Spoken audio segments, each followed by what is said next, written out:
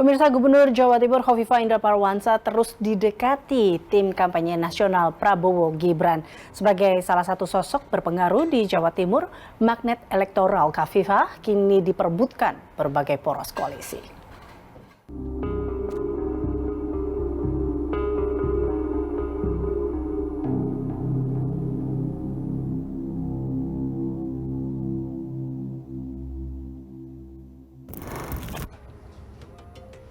Poros Prabowo Gibran terus membangun kekuatan. Rabu kemarin, Ketua Tim Kampanye Nasional Prabowo Gibran menemui orang nomor 1 di Jawa Timur, Khofifah Indar Parawansa.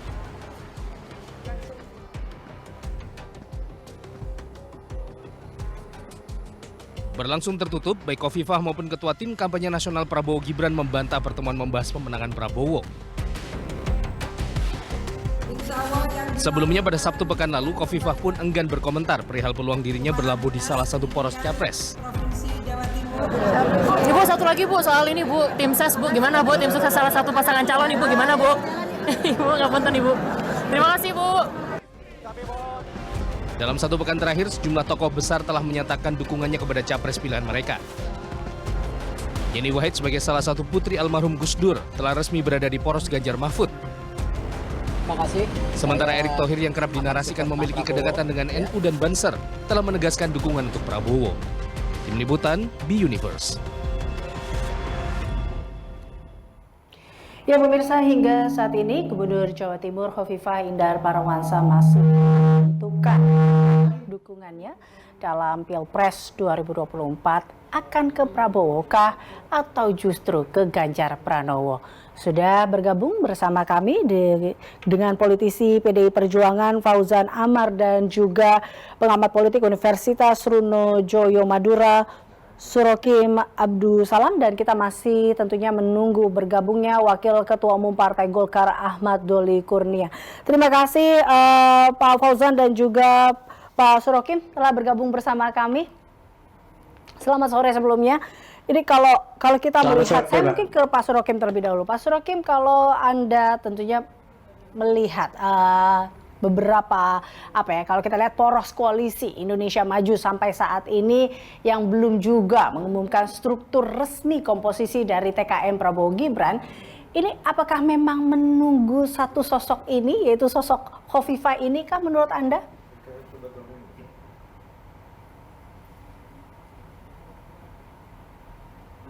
Oleh semua kandidat presiden, wakil presiden untuk menjadi tim ses, karena Bu Khofifah ini punya banyak magnet dan keunggulan ya dalam kaitan untuk menambah ceruk elektoral. Saya kira semua orang tahu Bu Khofifah tidak hanya kepala daerah utama di Jawa dengan jumlah penduduk yang hampir cukup besar di Indonesia, nomor 2 setelah Jawa Barat. Beliau juga ketua Badan Muslimat yang sudah cukup lama mengakar dan punya kekuatan untuk bisa meremut ya pasukan ibu-ibu yang selama ini cukup fanatik ya mendukung beliau dari pemilu ke pemilu. Dan saya kira banyak faktor yang membuat kenapa kemudian Bu Khofifah itu diperebutkan oleh banyak pihak untuk menjadi bagian dari tim ses. Tapi tentu menurut saya tidak mudah karena Bu Khofifah masih punya opsi lain. Punya opsi lain, opsi apa menurut Anda itu? Ya, kepentingan untuk Pilkada Jawa Timur edisi 2 itu juga saya kira akan menjadi pertimbangan bagi Bu Khofifah untuk melakukan pilihan bergabung kemana untuk Pilpres kali ini. Mesti akan ada kaitannya dengan kepentingan di Pilkada Jawa Timur edisi 2. Karena kan beliau baru satu periode yang punya peluang juga di Pilkada Jawa Timur edisi 2. Nah, dukungan terhadap Pilpres kali ini tentu tidak bisa dilepaskan dari kepentingan untuk kepentingan Pilkada di Jawa Timur edisi 2 itu. Maksud saya begitu. Baik, tapi tadi kalau Anda katakan Pak Surokim bahwa Bu Khofifah ini memiliki beberapa faktor yang memang dapat mendukung menjadi seorang tim ses. Tapi kalau dilihat seberapa besar dampak suntikan elektoral yang akan Khofifah berikan kepada paslon yang nantinya akan didukung oleh dia? Iya, selain beliau kepala daerah utama Jawa, ya di Jawa Timur, selama ini kan Jawa Timur juga menjadi wilayah yang diperebutkan karena selama ini menjadi penentu di Pilpres Indonesia. Bu Kofifa juga punya pendukung yang fanatik ya, ibu-ibu yang khususnya dari Fatayat Muslimah yang selama ini menjadi kekuatan diam beliau. Jadi saya kira hal-hal itu yang membuat Bu Kofifa selalu menjadi magnet. Apalagi kalau kemudian orang berhitung ketika kemudian banyak tokoh Nahdliyin yang muncul di dalam Pilpres kali ini. Ada Caimin, ada Pak Mahfud. Nah, Bu Kofifa ini bukan Nahdliyin kaleng-kaleng ya. Saya kira beliau juga punya potensi yang cukup besar untuk bisa menggerus suara, mendapatkan suara di kalangan Nahdliyin. Oke, Saya jadi kira di antara ya silakan Pak Surofim tadi di antara apa? ya saya kira di antara politisi-politisi perempuan yang beredar di tingkat nasional, Bu Kofifa masih menjadi pilihan utama saat ini. Dan itu yang membuat kemudian pilihan terhadap beliau itu selalu seksi bagi siapapun yang ingin menggandeng beliau dalam Pilpres kali ini menjadi tim sukses. Artinya kalaupun atau cukup seorang Khofifah untuk menarik Jawa Timur seperti itu, suara di Jawa Timur. Ya, karena kan beliau ini juga ikut pilkada di Jawa Timur sudah bertiga kali ya, dan sekali jadi. Saya kira perjalanan beliau di Jawa Timur termasuk perjalanan yang relatif panjang jika dibandingkan dengan politisi-politisi lain yang beredar di Jawa Timur. Dan kekuatan Jawa Timur salah satunya ada di beliau. Baik, oke, saya beralih ke Pak Fauzan. Pak Fauzan, kalau tadi lihat begitu kuatnya Ibu Khofifah ini di Jawa Timur, tapi kalau kita lihat Bu Khofifah juga belum menentukan mau ke Pak Prabowo atau Pak Ganjar. Tapi ini kan kemarin ada pengumuman struktur baru TPN Ganjar Mahfud dan di situ tidak ada nih nama Khofifah. Apa memang ini sudah tertutupkah pintu ini untuk Ibu Khofifah atau masih menunggu juga?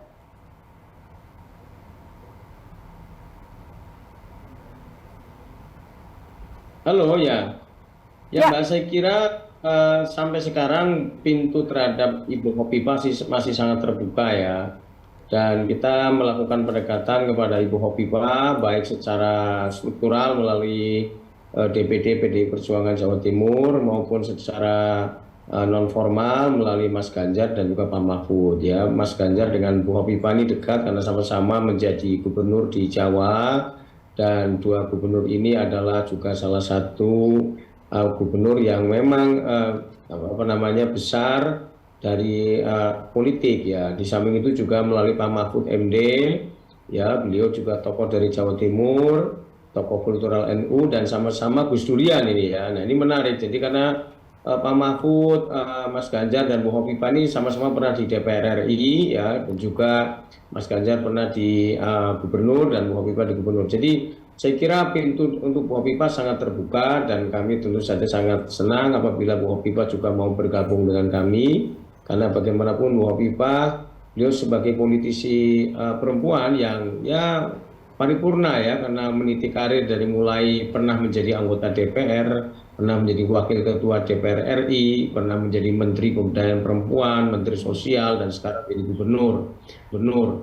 Dan yang tidak kalah pentingnya bahwa betul tadi dikatakan oleh Mas Surahim, Bu Khofifah ini adalah ketua umum Muslimat NU selama ini adalah periode keempat ya, dan itu menjadi sebuah kekuatan tersendiri. Nah, karena itulah apalagi beliau sekarang masih menjadi gubernur dan akan berakhir kalau tidak salah sampai Desember 2023 ini. Jadi masih ada waktu bagi Bu Khofifah untuk memimpin Jawa Timur sampai 2 bulan yang akan datang. Jadi kita melakukan pendekatan ya, tentu berharap sekali agar Bu Khofifah bersedia atau bergabung ke pasangan Ganjar Mahfud ini. Itu Mbak. Tapi Pak Fauzan, kalau kita lihat struktur yang sudah ada, ini kan poros Ganjar Mahfud sudah ada dukungan dari Mbak Yeni Wahid, kemudian udah ada juga Prof Mahfud. Ini kalau kita lihat kan ini ketokohan dua tokoh ini kan juga cukup kuat di Jawa Timur. Masih perlu kalau gitu? Apa masih memerlukankah sosok Khofifah di sini? Ya, kita kan tentu saja perlu Mbak. Bagaimanapun Ibu Khofifah adalah orang yang lahir di Jawa Timur dan sekarang memimpin Jawa Timur. Kalau Pak Mahfud dan Mbak Yeni kan dari Jawa Timur tapi tidak besar di sana. Kalau Bu Hovifah kan beliau sekarang kembali ke Jawa Timur ya dan memimpin Jawa Timur. Ini merupakan salah satu kekuatan ya. Beliau adalah seorang pemimpin formal di pemerintahan sebagai gubernur dan juga pemimpin di organisasi perempuan Muslimat NU ya selama 4 periode ini. Ini saya kira satu kekuatan yang luar biasa yang dimiliki oleh Ibu Hovifah dan itu akan menjadi satu nilai tambah yang sangat positif dan bagi pasangan Ganjar Mahfud. Dan tentu saya berharap agar Ibu Hovifah berkenan untuk bergabung ke pasangan Ganjar Mahfud ini karena memiliki frekuensi yang sama, napas yang sama-sama latar belakang sebagai politisi ya, dan juga sama-sama sekarang ini adalah mengikuti kompetisi. Pengalaman beliau berkompetisi sebagai calon gubernur itu luar biasa sampai kemudian berhasil ya, memiliki daya juang yang luar biasa. Inilah saya kira salah satu kekuatan yang dimiliki Ibu Hovifah. Itu Mbak. Beralih ke Pak Surokim. Pak Surokim, kalau kita lihat historinya, ini kan 2 pemilu sebelumnya kan Prabowo kalah nih di Jawa Timur. Apakah ini memang menjadi membuat poros Prabowo Gibran ini sangat berharap bisa mendapatkan Hovifah? Memangnya kalau kita lihat Jawa Timur bisa dimenangkan hanya dengan seorang Hovifah kah? Tadi Anda melihat dari sosok seorang Hovifah yang begitu memiliki potensial besar di Jawa Timur ini. Ya, sebagaimana saya katakan sebelumnya ya, bahwa Bu Hovifah ini kepala daerah aktif sekarang di Jawa Timur. Beliau ketua Wadah Muslimat ya, Muslimat yang memiliki jamiah juga yang tersebar di seluruh Nusantara. Saya kira banyak ya alasan kenapa kemudian Bu Hovifah layak diperebutkan. Cuman dugaan saya beliau akan mengalami kegamangan ya, karena kita ketahui bahwa Bu Hovifah ini punya relasi yang hampir baik kepada semua elit di Jakarta. Dia baik di lintas partainya juga banyak relasi-relasi yang sulit ya bagi Bu Hovifah untuk bisa mudah berlabuh. Memang semua orang menduga bahwa di antara elit-elit itu yang paling dekat memang Pak Jokowi, tapi itu juga belum jaminan. Tapi dugaan saya Bu Hovifah akan berlabuh ada kaitannya dengan kepentingan beliau untuk Pilkada Jatim edisi 2 nanti di November 2024 itu. Dugaan Jadi Anda? Sepertinya beliau masih akan menimbang-nimbang lebih cermat karena kan memang agak ya siapapun dalam posisi Bu Hovifah pasti akan gampang ya melabuhkan pilihan antara ke koalisi Indonesia Maju atau koalisi yang dipimpin oleh PDI Perjuangan. Saya kira dua-duanya punya relasi baik dan itu yang saya pikir Bu Hovifah akan butuh waktu, akan butuh penghitungan lebih cermat lagi, karena memang tidak mudah. Dan beliau tahu bahwa Jawa Timur akan menjadi wilayah yang seksi yang untuk diperebutkan. Dan ya saya katakan bahwa memang Jawa Timur bukan Hovifah Indar Parawansa, tapi pengaruh beliau baik kuasa formal maupun kuasa kulturalnya itu sangat kuat di Jawa Timur yang memungkinkan beliau untuk bisa menambah elektoral itu potensinya sangat tinggi ya untuk bisa memenangkan perolehan suara di Jawa Timur. Wajar kalau kemudian koalisi Indonesia Maju juga sangat pengen kemudian Bu Hovifah bergabung ke sana. Tidak juga koalisi-koalisi yang lain. Siapapun yang mendapatkan Bu Hovifah, saya kira akan mendapatkan tambahan elektoral yang signifikan. Oke. Pak, kalau dari lihat tadi Anda mengatakan dugaan-dugaan itu tadi, tapi kalau melihat ceruk pemilihan di Jawa Timur itu sebenarnya seperti apa? Apa memang didominasi oleh Nahdien kah? Atau seperti apa sih sebenarnya hingga akhirnya memang membutuhkan sosok seperti Hovifah ini? Ya, harus diakui bahwa pemilih Jawa Timur majority Nahdien ya, hampir 78%. Dan itu memang terrefleksi dari hasil pemilu kada dari pemilu ke pemilu. Dan ketika kemudian kita bicara tentang Nahdien, ya tokoh-tokoh yang punya koneksi, kedekatan, ikatan dengan kultur Nahdien punya potensi untuk mendapatkan ceruk suara itu. Tidak juga Bu Hovifah, tidak juga Bu Caimin, tidak juga Pak Mahfud, semua akan punya ceruk dan peluang. Tapi Bu Hovifah ini unik ya. Bu Hovifah ini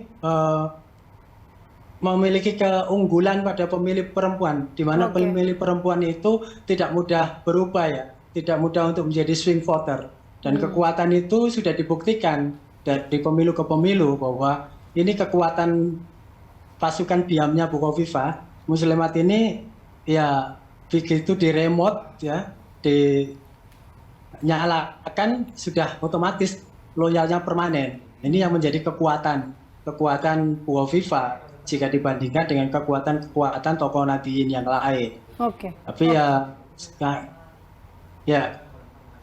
Baik, Pak Fauzan kalau dilihat tadi ya kekuatan Bu Khofifah bisa menangkap ibaratnya para pemilih setia seperti itu, dan kalau kita lihat bisa memiliki ceruk yang ada di Jawa Timur.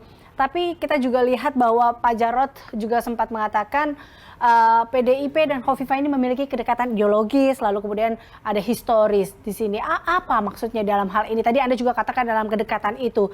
Tapi dalam pemilu sebelumnya PDIP selalu meraih kemenangan di Jawa Timur. Apakah ini juga menjadi, saya tadi katakan ini strategi baru juga dari PDIP kah untuk tetap menjaga tren kemenangan di Jawa Timur atau seperti apa sebenarnya?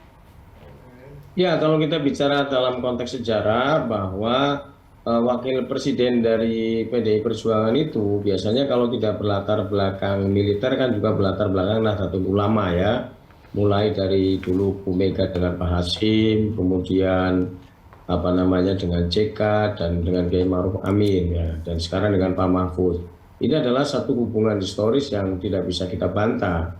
Kemudian yang kedua adalah kedekatan Bung Karno dengan pendiri-pendiri Nahdlatul Ulama Mbah Hasyim itu juga luar biasa. Nah, kedekatan ini saya kira sampai hari ini masih terjaga. Begitu juga ketika kemudian Bu Mega menjadi wakil presidennya Gus Dur, kemudian ketika Bu Mega menjadi presiden, wakil presidennya juga tokoh NU Hamzah Has. Nah, kedekatan ini saya kira merupakan salah satu kedekatan yang secara kultural dibangun secara terus-menerus. Sehingga kedekatan ini menjadi satu bukti yang tidak perlu disangsikan lagi, ya, baik dari sisi kedekatan secara historis maupun faktanya yang sekarang ini juga ada bahwa PDI Perjuangan calon wakil presidennya adalah tokoh Nahdlatul Ulama yang juga adalah sama-sama dibesarkan oleh Gus Dur ya, Presiden mantan Presiden Indonesia. Nah, Gus Dur ini kan salah satu kadernya kan antara lain adalah Khofifah dan Pak Mahfud MD. Nah, Pak Mahfud dan Khofifah ini di samping sama-sama NU dan sama-sama berasal dari Jawa Timur juga merupakan kadernya Gus Dur. Nah, oleh karena itu maka ketika kemarin Mbak Yeni berlabuh ke Mas Ganjar, saya kira pertimbangan pendekatan kultural inilah menurut saya menjadi salah satu daya tarik ya. Artinya sudah sesuatu yang dibangun chemistry-nya dari awal, bukan tiba-tiba. Nah, ini menurut saya akan memberikan satu kenyamanan bagi Bu Khofifah dibanding kalau misalnya dengan merapat ke pasangan lain. Nah, kedekatan-kedekatan inilah menurut saya menjadi salah satu modal ya untuk menjadi keyakinan bagi PDI Perjuangan bahwa Ibu Khofifah nanti akan berlabuhnya ke Mas Ganjar dan Pak Mahfud, gitu Mbak. Baik, kita akan nantikan kira-kira Bu Khofifah akan berlabuh kemana nih, ke Ganjar atau ke Prabowo. Kita tunggu saja ya pilihan dari Bu Khofifah ini. Terima kasih tentunya Pak Fauzan dan juga Pak Sorokin telah bergabung bersama kami dalam Berita Satu Utama.